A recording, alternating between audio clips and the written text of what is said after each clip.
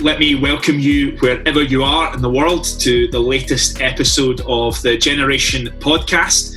On the Generation Podcast, we like to discuss topics which are relevant to God's mission in the world and learn about ways that we as God's people in Scotland and beyond can share the life-transforming message of Jesus Christ. Let me thank you again for choosing to listen to the Generation Podcast. My name's Martin Patterson, and I serve with mission organisation OMF as the representative for them in Scotland, and I'm also a member of the Free Church at Cumbernauld. Today, I want to welcome to the podcast our special guest who's joining us all the way from Tokyo. I didn't pay for his flights to get back. He's online.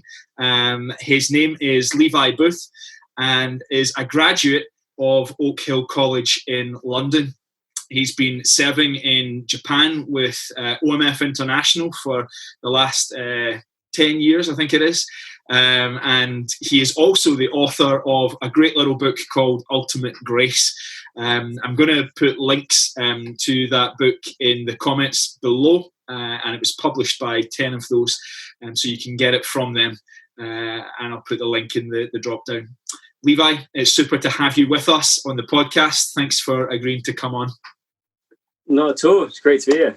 Yeah, looking forward to it. I should also say that if you're really wanting to learn your how to make an origami crane, Levi is your man. We spent some time together at the Keswick Convention a few years back, and this man can bash out origami cranes like there's no tomorrow. So I'm sure if you want an online tutorial, he could sort that out for you. Yeah, sure. Yeah, I'm cranes online. Anyway, a little bit more serious. Levi, I know who you are, and I've had the privilege of spending time with you, and I know a little bit about your ministry, but most of the people who are listening today won't know you. And so could you just fill in a little bit about your background, where you're from, how you came to follow Christ, and how you ended up serving in Japan? My name's Levi Booth. I'm not related to the Salvation Army or the Israelite priesthood. Kind of people ask me a lot. I'm not Jewish at all, as far as I know. My father was in the army, so actually I was born in Germany. Moved to England when I was like 2 or 3 years old, and kind of bounced around the country a bit, kind of growing up, because my dad got sent around. But did high school and secondary school, college in Warrington, up between Liverpool and Manchester. Once was voted the least culturally significant city in Europe, so I got that growing up. So my parents both became Christians when I was young. Again, I don't know, like 5 or 6 years old or something. So grew up going to church. It was like I'm still part of the army base at that time, so like all the stuff we were singing had the kind of like the military bent to it. So we had like the songs like "I'm too young to march in the infantry, but I'm in the Lord's army." And so I grew up with that, right? And then you get to high school and you have that whole kind of like teenage angst time of what am I, who am I, like. And I think for me more than anything, I was just really wanting to know how do I get people to like me. Like I wanted to have friends, wanted to be liked, wanted to be popular. And at that time, it's hard to tell, I guess, like looking at the fine figure of man I am now. But I was quite a small, little scrawny kid when I was growing up. High school, got bullied a little bit. And so at that time, I discovered movies with guys like Jackie Chan, Bruce Lee. And I'm thinking, on one hand, these guys seem really cool and kind of popular. And also, if I learn kind of martial arts, I'll be able to defend myself. So it's kind of win-win situation there. But as I said, Warrington is not like the kind of cultural centre of the world. And so the only place I could find from my mates, we were looking to somewhere to do some martial arts. The only place we could find was doing jiu-jitsu. So that's the Japanese martial art. You might not know, but it's a Japanese martial art. And so from then, I kind of had an interest to begin with in China, and then kind of doing jiu-jitsu and learning a bit about Japanese history and culture and stuff as part of the grading thing. I then became a bit more interested in Japan. And went on to university, was still kind of calling myself a Christian, but really my my life plan was, I'm going to go, I had studied computer science, so I thought that's where the money is. So I'll get a nice job, meet a nice girl, have a nice house and nice kids, retire early, and then when I die, I'll go to heaven because, I'm trusting Jesus, right? And so I went to uni, discovered this sport when I was there called Ultimate Frisbee. I had no idea what it was, seemed interesting. So I went along, tried it out. And actually, the year I was going there, the guy who was the captain of the team, a guy called Steve, was a Christian.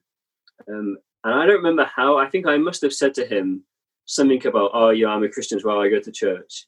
And he suggested we should meet up and read the Bible together. I had never done that before for someone, like just sitting down and reading the Bible. But we did that. We read through 2 Timothy. And I just remember reading 2 Timothy chapter 1 and just so much know of the gospel and what the gospel is, why we need to protect the gospel, why it's worth suffering for, the grace given to us before the foundations of time, and just that free kind of giving grace. And it just absolutely blew my mind. It just kind of shook my heart, like, well, this is not what I kind of understood. I completely have missold, I guess, to myself, like who Jesus is and what the gospel is. So at that time I was then getting more passionate about following Jesus, about telling other people around him. And at the same time, my university had a lot of students from overseas, and especially from East Asia, so lots from China and from Japan. And I remember just one day meeting these couple of guys from Japan, and when they found out I was a Christian, one of them was really excited and was like, oh, can you tell me what Christians believe? Because, in Japan, I don't know any Christians, and so I don't know what it is actually, what you believe. And, going from my British mates who I tried to tell a bit about the gospel, who just were like, should probably leave, we're not interested, like, or, in a nice way, they'd be like, we're not down with that. So having someone asking me, like, can you tell me what Christians believe, what is the gospel? Again, at that point, a few kind of things of just, well, Japan's kind of an interesting place, and I want to tell people about the gospel. And it seems like actually in Japan, there's a lot of people who are open to hearing, who have never had opportunity. And then doing a bit of research, finding out how few churches there were in Japan, cities without any churches, and how the church actually was kind of in decline, even though it was so small. All of that kind of got me thinking about maybe actually, rather than my dream of just earning money and having a nice life and then kind of retiring and going to some beaches before I go to heaven, like maybe actually God was calling me to do something more of my life. And maybe the need in Japan, it seemed like there was a need for kind of people to go and help the church. Maybe that's a need that I could meet. So now, like you said, it was about 10 or 11 years ago now.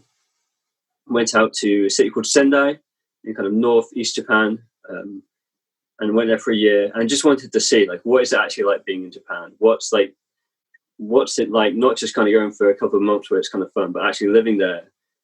Is this something which really is something I want to do, having seen some of the ups and downs and hard stuff, or is it just something I had like it would be a fun thing? So again, kind of that was a lot of stuff happening in that year, but really during that time I was just convicted of actually there was a need for missionaries in the church in Japan. I didn't see anyone else I knew kind of volunteering to go to Japan, so I just sort of went, maybe I'm the one who's meant to go.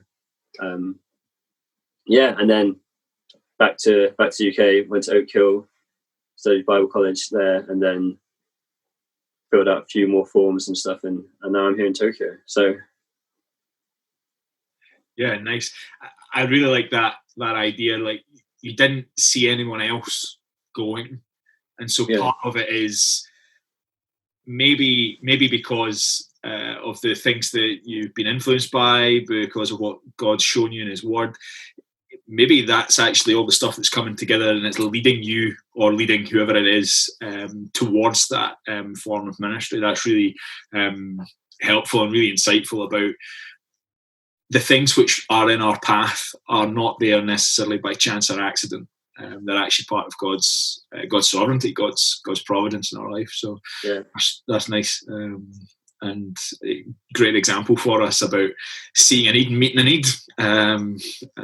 So that's cool. Yeah. I'm gonna chuck in some quick fire questions for you. You've not seen these, but go for it. No. Sushi or ramen? Oh, ramen. Japanese summer or Japanese winter? Winter, definitely winter. Oh, why winter? Because the summer is brutal. It's just, I mean, especially in Tokyo, I can't even think about it. It's so hot and humid. Swimming in the ocean or climbing a mountain? Mountain, yeah. Why? Okay, this is maybe a really stupid idea, but I kind of figure that, like, if I'm climbing a mountain, the worst thing that can happen is like a bear could attack me, and on a good day, I reckon I can deal with a bear. But in the ocean, dude, like, stuff gets you can't even see it. So I'm like, actually, on balance of just what I feel I could deal with in the worst case situation, I feel I could handle the mountain more than the ocean. So in Levi's end time prophecies, you're sitting thinking bears are acceptable and I can deal with them, but sharks no. Yeah, you're not out swimming a shark. That's good to know. Can you just tell us a little bit about Japan, Levi? Because again, many of our listeners may not know much about Japan. Could you just tell us a little bit about the country? What are some of the things that make up the culture, particularly some of the main things that make up the culture? And are there any particular obstacles to the gospel, which I'm not saying that they're just unique to Japan, but there's certainly very prominent obstacles to sharing the gospel in Japan. Yeah, so so you mentioned mountains, right? And actually, that is kind of a prominent thing in Japan. So Japan is an island, you point out, like a few islands, kind of one main island. And Japan it's the only country in the world, I think, which has two of these kind of three plates joined together, like tectonic plates. So the whole like middle of Japan is basically just kind of a lot of dormant, or I guess some kind of active volcanoes. And so it's a small island nation. There's lots of earthquakes. You get lots of typhoons. Sometimes get the tsunami coming in. And so that, I think, even more than, say, something like the UK, has created a real kind of focus on community and the need to work together, and also the need kind of not to get in other people's way, because there's not a lot of space, especially in somewhere like Tokyo, where kind of it's really one of the few large flat areas in Japan. So, a whole lot of people here. And so there's just this kind of, a lot of the culture then comes out in this kind of maintaining the kind of the peace, or the harmony, and working hard, kind of doing your bit. So a few of the kind of things you hear a lot in Japan is about this idea. So there's like idea of gambaru, which just means kind of to work hard, but it almost kind of means like to exert yourself. And often that's like the solution to any kind of problem or difficulty. It's just like, if we just gambaru, if we just kind of keep pushing hard, then we'll overcome the problem. And so that, and it, in some ways it can be really admirable. So like after the triple disaster, which was now just 10 years ago this year, with the earthquake, tsunami, and then the meltdown at the power plant, a lot of Japanese people basically kind of pulled together and were like, we're really going to work through this. But I remember actually, at the time, I was in England when it happened. I went to Japan to kind of help with some of the relief work. And one of the commercials they kept showing on TV, which for me really kind of encapsulated the Japanese spirit. They had a lot of different celebrities and people, and they were saying about how everyone, we're all working hard and it's really great. And the tagline was always, I believe in the power of Japan. And that was it. Like, that was like, Japan is the thing that if we kind of believe in, we can get through. And so that kind of, you see that even to a deeper level, I think, in the religions of Japan. So you have Shinto, which is like the indigenous Japanese religion. It gets translated as like the way of the gods, which is like a literal translation of what Shinto would be. But actually, after doing research on it and talking to a lot of people, I think it's about kind of the way of Japan. And the thing of Shinto is much more than just kind of like a belief in kind of the gods. It's much more about kind of a belief in Japan and this kind of doing your part, being Japan, being Japanese. And that's the thing which will kind of help the the economy to grow. It's something which helps people kind of overcome any obstacles they come up against. And so it means then that if you, sorry. So would you say then it's almost like a religious nationalism? That is extreme. Historically, it was. So yeah, like that. And that's now because of the way that kind of led into World War II. A lot of that now, people are kind of, kind of quite wary of, and kind of, don't want to kind of let it get to that extreme again, because they've seen kind of where it can go. But yeah, that is. And you'll be some people on the kind of far right who will still be saying things like, on the fringes, but saying like, oh, the reason why this stuff is happening and Japan isn't flourishing is because we've kind of not focusing enough on Shinto and on kind of Japan and honoring these things, and that's the problem. But I think it's really but there's a mix as well. So you've got this kind of Shinto kind of seeking after harmony and kind of not sticking out. One of probably the most famous kind of Japanese proverb you hear is the nail that sticks up gets hammered down, and that's the idea that we want stuff to be kind of flat and uniform, and everyone doing their bit and just not complaining, and things go well. And so you see that in the way that stuff does work so smoothly, right? The trains actually run on time. It's kind of a real shock when I go back to England and just like, what is going on here? And then the convenience stores are open like literally 24/7. Within a minute, like a literal minute of my house, I can have like 3 convenience stores that are open all the time. Everything is really convenient. Everything works really well.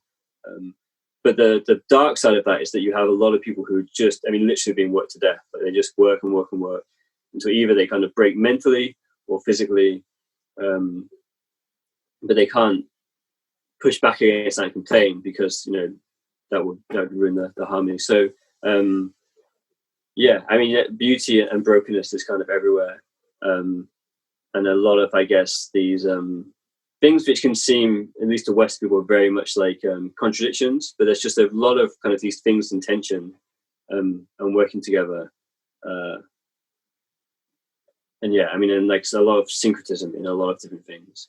So in terms of what that kind of means for kind of gospel obstacles, one of them is that the big one is that kind of not wanting to stand out. So I know I've talked to quite a lot of Christians, especially kind of younger people, who they're not at the point of being like, can you pray I'd have boldness to kind of share the gospel? They're saying, can you pray that I would have kind of boldness and courage to let my course mates know that I'm a Christian? Because they just saying to people like, oh, I'm a Christian, or saying I go to church, because it's not a normal thing. They're like, instantly I'm going to be the odd one out. And that's going to make everything maybe kind of really awkward or difficult. It makes things like work kind of very difficult for people. And then another kind of slightly related thing to that, I guess, because the sense of community is really strong and the sense of family is really strong, and especially kind of, your family is not just the ones who are kind of alive now, but your parents or grandparents and backwards. The kind of the sense of respect and kind of admiration and stuff there is really strong. And especially often, one big thing is that for people, because their dad especially maybe was working so hard, and a lot of people kind of raised in kind of single parents, families and stuff, their grandparents have a real influence on them when they're really young. And so often you get people who are like, well, maybe they hear about the gospel and they're like, this sounds like it is amazing, and actually I kind of looked into it and I think it's true. But are you telling me that my grandparents who died just 2 years ago, that because they didn't get to hear about this, that they're going to be in hell? And I've heard people say, if I have to choose, then do I go to be with Jesus in heaven, or do I go to be in hell with my grandparents? Like, it's an easy choice. I'm going to see my grandparents because they've done so much for me, and it's just it's just really hard. And then especially with people who have already grandparents or great grandparents who've already passed on. Like that can be the real sticking point for people.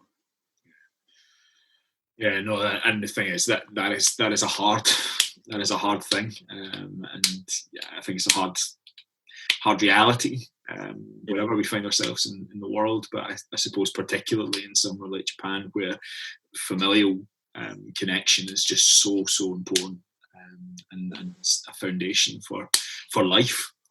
So that's some really helpful things to orientate us towards Japan and culture.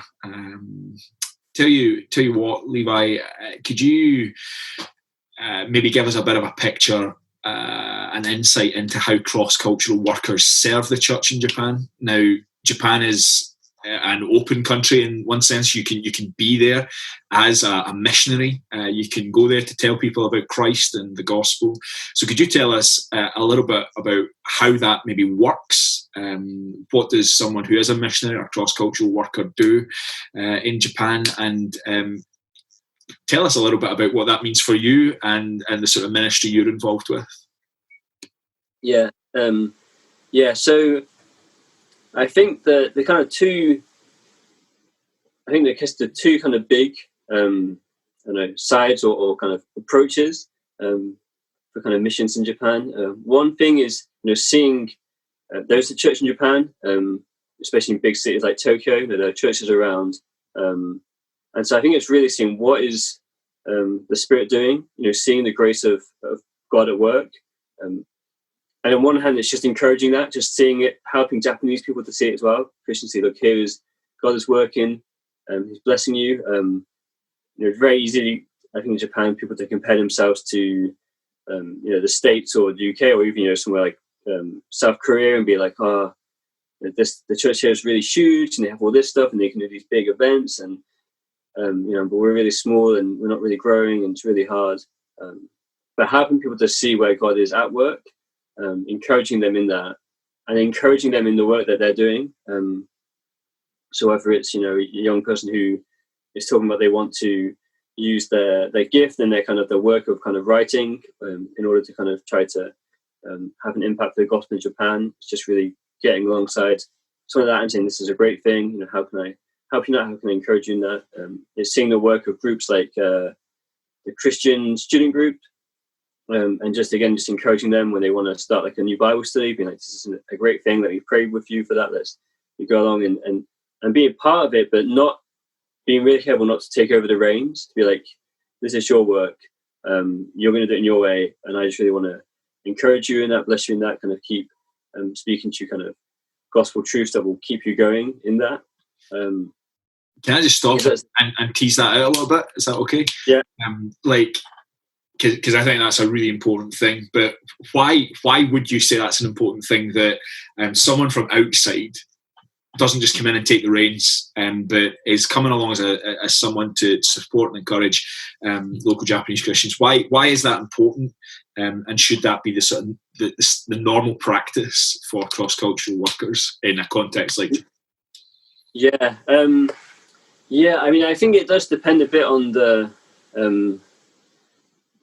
context, but I think in somewhere like Japan there is I'll just say in advance, the thing I'll say next would be kind of like the balance to that. But I think for this thing, why it's so important is because especially in Japan and the way that kind of the culture works and stuff, a lot of people they see that you delegate all the kind of tasks to the experts. So there's lots of kind of people who do jobs, for a lot of things, whether that's say DIY or whether it's like, moving house, whatever, it's always you give all just to a company and they do it. And, you have your thing you do and you don't step outside of that.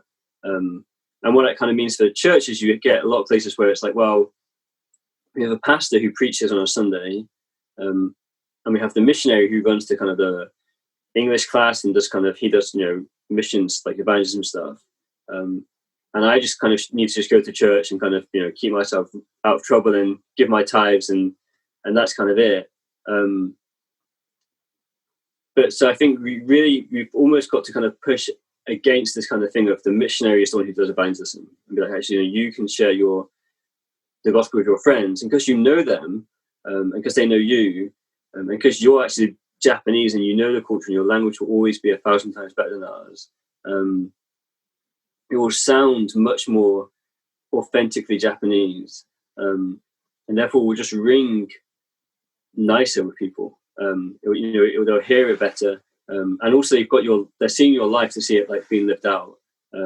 People can always look at foreign missionaries and be like, oh, they live like that, but that's because they're missionaries or they're foreigners, or So like one of my kind of biggest gripes is that every time when I'm hanging out with like my friends, and I'll be someone I'm like, the Holy Spirit really helped me there to like be a nice person, or not to complain, or to apologize, whatever, when I feel like it's not my fault really.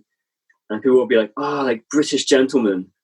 And I'm like, no, like, do you know other British people? We're not gentle, like we're not nice, but that's like it. That's just like, well, this is what British people do, or British people like you don't get involved in the crazy drinking, or you don't sleep around because that's like part of your culture or whatever. Like, so having just foreigners kind of being the ones who do evangelism, not only does it kind of sound always a bit weird, and we're always going to kind of be maybe bringing in concepts and things which are not quite Japanese, but also it comes to like a built-in excuse to be like, well, that's a foreign thing,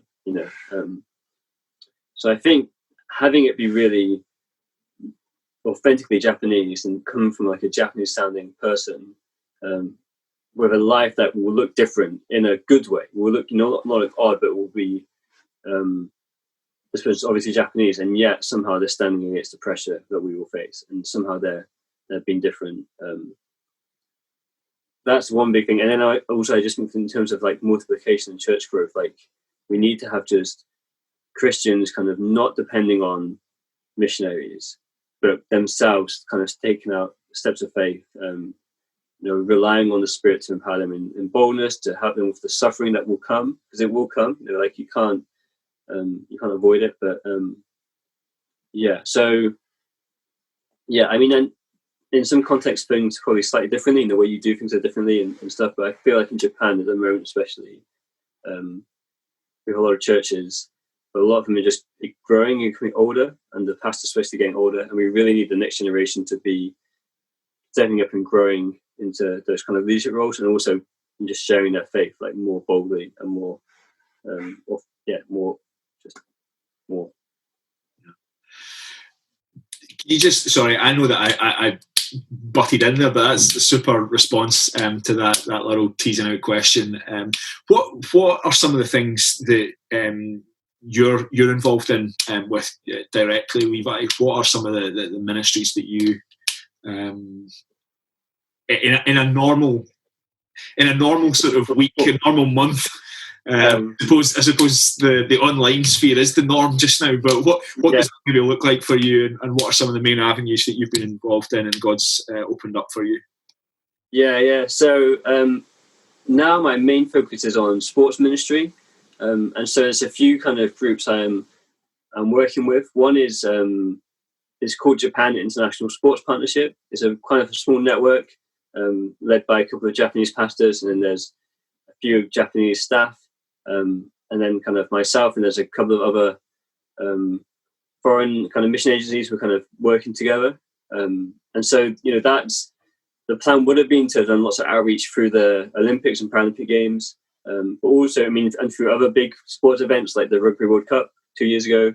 But also we're really working out to kind of help Japanese churches in like the local areas to kind of come together and together to kind of think about how can they use sports and recreation to reach into their community with a real, like a kind of a kingdom mindset of we're going to work together, we're going to put on a festival, or we're going to help run a sports kind of clinic, or we're going to run like a futsal tournament and together, and we're going to kind of try to reach into our community.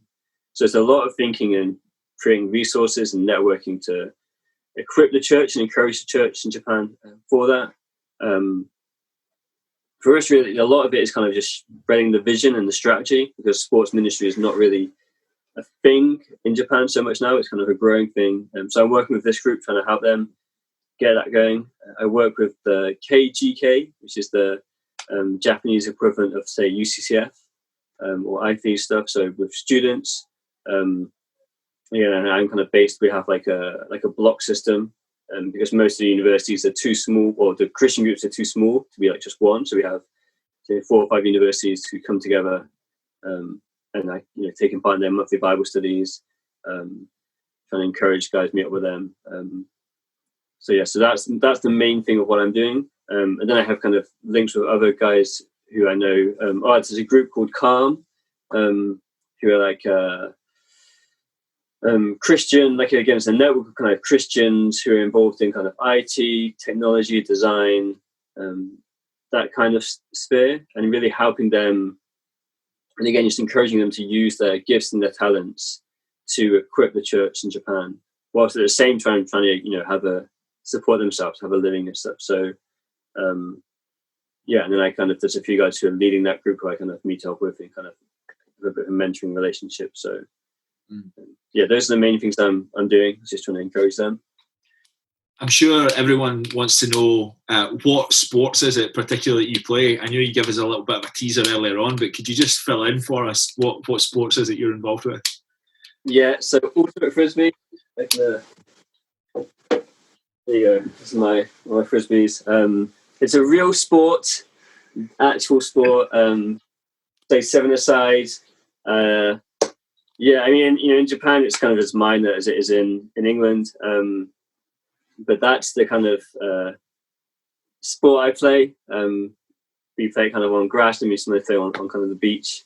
And for me, so that's, I guess, the other side of things is that there are, I don't know of really any. I've heard of kind of a couple of other Christians in Japan who play ultimate frisbee, but it's kind of there's not really much of a witness there. And so that's, going back to the thing we said earlier about how, there's something which I love doing, and I'm kind of, I can do it enough to kind of be there and be have credibility.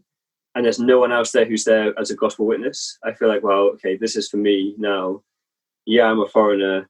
Yeah, that brings with it a lot of stuff. But actually, getting to playing any sport really, but I guess, for me, playing ultimate frisbee, I get to spend all day with people doing training, going for food afterwards, going to onsen, going to tournaments, on the travel and in between matches and stuff. For me, that's a way of just really trying to be a witness to what it means to be a follower of Jesus. And the pressure of kind of doing sports and trying to play at like a high level as well, there's all of that comes, I guess, with just really increases the kind of the people will see actually who you really like, and how do you deal with success? How do you deal with failure? How do you kind of deal with, when there's kind of tensions in the teams and all that kind of stuff. So, see, just on that, could you just expand? What are a couple of key discipleship lessons then that you've learned through sports and being involved in it? I feel like one, and this really is something which is kind of recently something I'm trying to apply both in playing sport and also in kind of being a follower of Christ, is taking the shot. I think, so you don't know frisbee, so I try and talk about in terms of, like, say, football, right? So, obviously, like, if you're only the guy who every time he gets the ball just hoofs it as hard as he can, like, towards the goal, that's really annoying, right? Like, people are like, okay, like, you're not playing footy this time, you're just kind of, you don't think guys always hoofing towards the goal when there's no real opportunity. But when you have the opportunity and the goals in front of you is within range, it's a cliche, but you miss 100% of the shots you don't take. If you shoot, you might miss, or you might get saved or whatever. But if you don't shoot, you've got no chance, right? So, and that's the same for me in frisbee. Like, I'm not the best at throwing. It's like, I often want to just be like, catch it, give a really short pass to someone else and trust them. But actually to really be like add quality to the team, and to be just a much better player, I have to be like, if I get the disc and the shot is on, I have to be willing just to take it, and to trust, then that other person will be there, and a lot of stuff. And so I think that's also true for discipleship of just, my friend I mentioned, the guy Steve. I talked to him afterwards, like, actually after when I wrote the book, I talked to him, I sent him a copy, and I because he's in it. and he was like, actually, like, he thinks that that's kind of was a real moment of kind of, I guess, grace on him, of the God being like, just, you've heard this guy here, it's a young guy, he said something about being a Christian, just take the shot, just say, hey, do you want to meet up and read the Bible together? And if he hadn't said that, I mean, I probably wouldn't be here, right? Because God is sovereign, but he works through his people, he works through his word. So I've been really challenged recently to be like, if I talk to someone and they show interest in things of the gospel or the Bible or anything, to just be willing to say, hey, if you want, we could hang out one time and go for coffee, and we can read a bit of the Bible, or oh, can I share with you actually one of my favorite stories from the Bible, or just you got to take some kind of shot, right? So I feel like that's something which God's really been pushing me on. Just you got to share it. You got to open your mouth and share at some point, and you don't know if how it's gonna go, but if you don't talk, then you know how it's gonna go, because exactly, because it doesn't happen. Absolutely. I was speaking with the church young people a couple of weeks back, and it was the story with the seed and the soils. And the thing is, we had to throw the seed out liberally. The seed is always good. The word is always good, and in one sense, it's not up to us to bring that growth. But we have to be the people who are getting that out. I love that. Like, just take the shot. That's great, especially because I love watching football, and the amount of times you just say, just hit the ball. Yeah, absolutely. No, that's really good, nice and helpful. Can we head in just another direction? And we're going to need to wrap up in a little bit, but just head in a different direction. We'd spoken earlier that you'd written a book called Ultimate Grace. It was published by 10 of those. What was that process like? And are there 2 or 3 things that you'd encourage other aspiring authors to do? What can they learn from the process that you went through in writing that little book? I mean, the process was kind of fun, really stressful. It was, I guess, in terms of first publishing, it was a lot kind of easy-ish, in the sense I was approached by OMF, who had already taught 10 of those, and they had an idea of a book they wanted to write.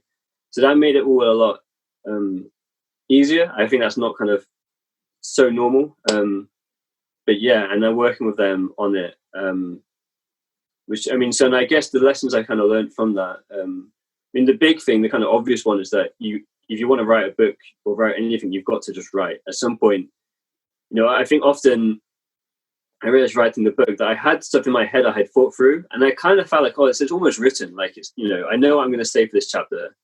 But actually, when it comes to putting that onto a page, into 1,000 words, which are decent words, there's a real process there where you just have to sit down at the keyboard, stop with the excuses, stop with the complaints, and just write like that. You have to get it out.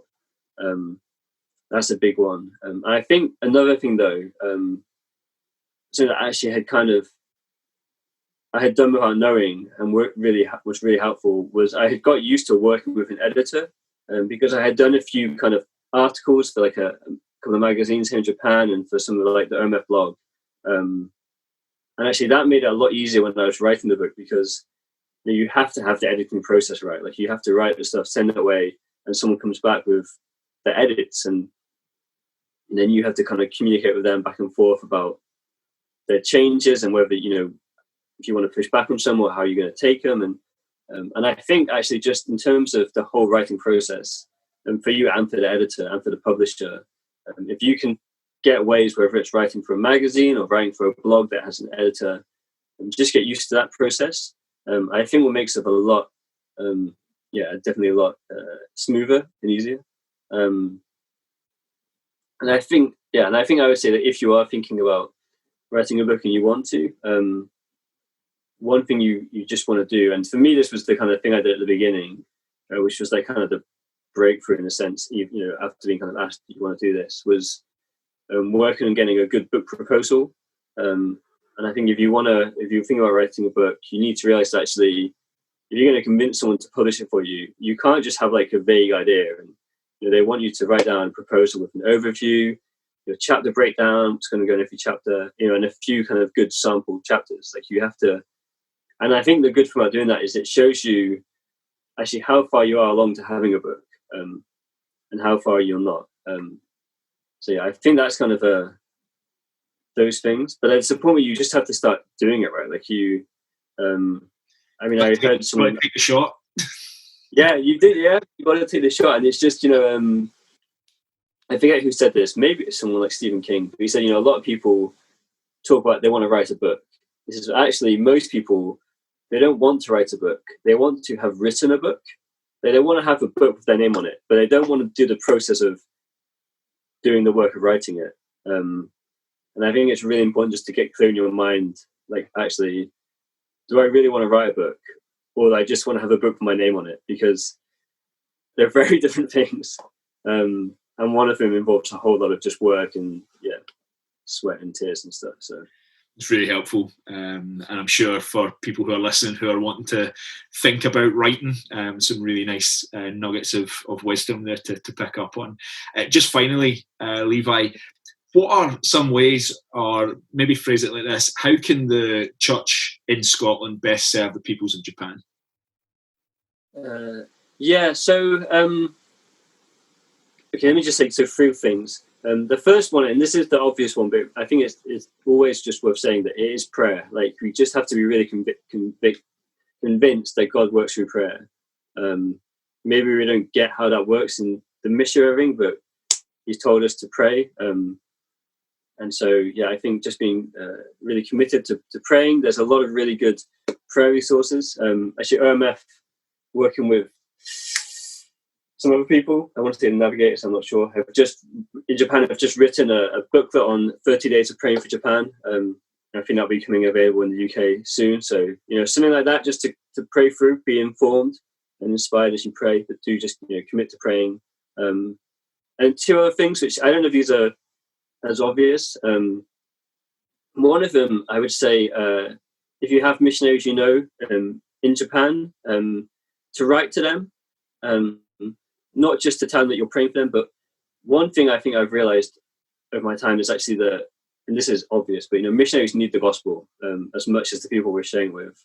And if you're linked to, if you're supporting a missionary, I think one of the things I would love to see people kind of take more seriously would be actually that you have a responsibility to keep preaching the gospel to them, whether it's in writing an email or just when you Skype. Don't assume that because we're here and we're missionaries that we're just always overflowing with the joy of salvation, and we're full of faith, and we're reading our Bible every day. Like, we need people to just be like, dude, remember, like, Christ died for you. Remember what this means. Like, remember how amazing this is. I have a friend who lives in Norway. I'm at Bible college, who will just, if he finds like a great quote from Calvin or someone, he loves Calvin, he'll just say it with me, like, oh, dude, like, just read this about how amazing it is that Jesus is our like high priest or something. And it has an impact in the church of Japan, because it changes my heart, gives me more passion to preach the gospel, more boldness. So preach the gospel to your missionaries. And I think the third one, and I presume and I trust that people are doing this, but actually, faithfully teaching the Bible in your local church in Edinburgh or Loch Lomond, or I'm out of Scottish places, but you missed out Glasgow, but that's fine. That's but faithfully teaching the Word of God, it does have an effect on the church around the world and in Japan, because people who go from Japan over to the UK, some of them, they might go into a church, or they'll hear someone, or just stuff now on the internet everywhere, on YouTube, whatever, whether it's directly to Japanese people, whether it's to other missionaries or people, like, we do have to keep just fighting the fight of preaching God's word faithfully and truthfully, standing up against kind of distortions of His word and false teaching, not just for locally in Scotland, but actually, everything ends up getting important around the world, right? And so, the health of the church globally affects the health of the church globally, I think. So I think that's just and hopefully an encouragement to say, just keep doing, just keep preaching God's word faithfully, standing firm, and thanks, Levi, for the encouragement to us to keep going, to be praying, to be preaching the word, and to be reminding our fellow brothers and sisters who are serving in other parts of the world the beauty of the gospel. It's the gospel which brings us to know Christ, but it's the gospel which keeps us rooted and grounded. It's the gospel which saves us at that one moment, but continually saves us all the way until we see it face to face. So thanks for that reminder, brother. Appreciate that. Well, everyone, thanks for joining us for this episode of Generation Podcast. Levi, it's been super having you on, and it's been a real blessing to all of us. I'm sure everyone would like to say thank you, but let me thank you on their behalf. And please do tune in next time for the next episode of the Generation Podcast. Levi, thank you. Thank you very much. It's been great. No worries, and see you later.